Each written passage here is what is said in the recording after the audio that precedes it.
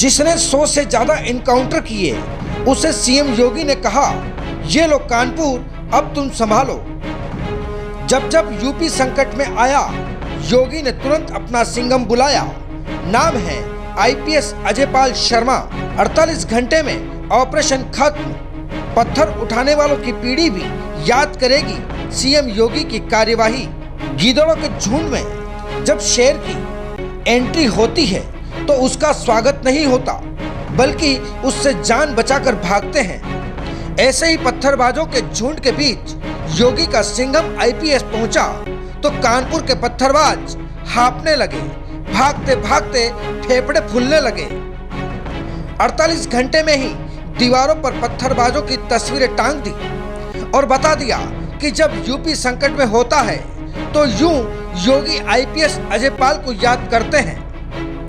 3 जून को उत्तर प्रदेश के कानपुर में जो हुआ उसे पूरी दुनिया ने देखा, लेकिन अब जो कानपुर में होने वाला है वो सिर्फ उपद्रवी ही जानते हैं। सीएम योगी ने जैसे ही आईपीएस अजयपाल शर्मा को भेजा, उपद्रवी समझ गए कि अब सलाखों के पीछे जाने से कोई नहीं रोक सकता।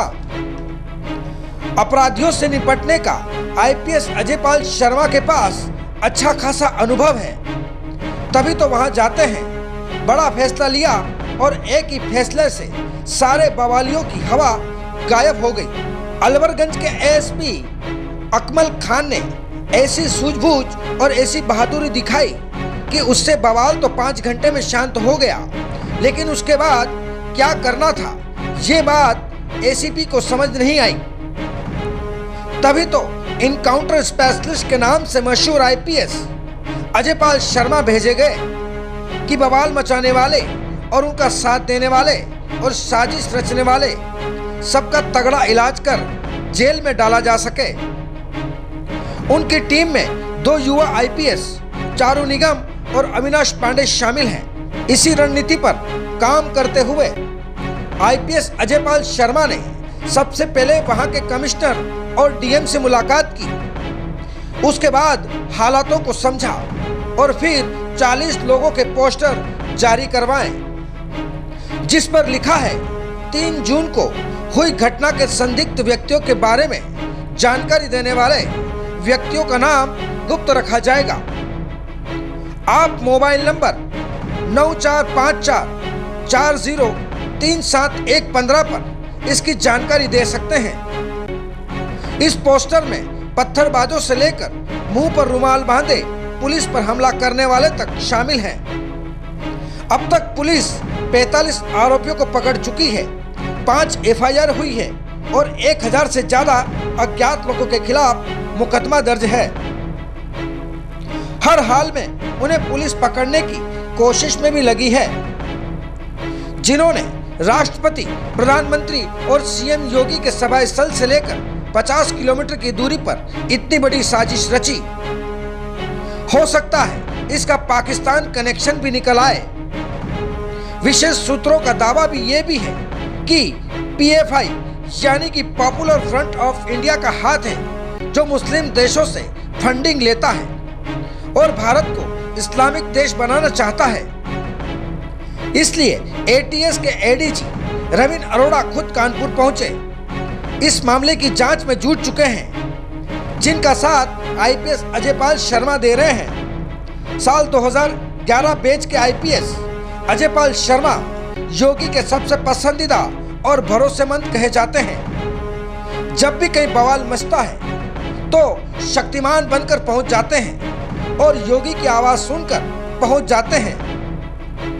बीते साल लखीमपुर खीरी में जब किसान आंदोलन के दौरान हंगामा खड़ा हुआ तो योगी ने उन्नाव से सीधा अजयपाल शर्मा को लखीमपुर भेज दिया था, जहां राकेश टिकैत के साथ मिलकर योगी सरकार की लाज बचाई थी। अब एक बार फिर कानपुर में जब इतना बड़ा बवाल मचा तो योगी ने बुलाकर जिम्मेदारी सौंप दी। इनकाउंटर के अलावा भी इनकी जिंदगी में कुछ विवाद सामने आए, लेकिन कहते हैं कि विवाद कितने भी हो, अगर आप काबिल हैं तो सरकार और जनता दोनों ही सम्मान करेगी।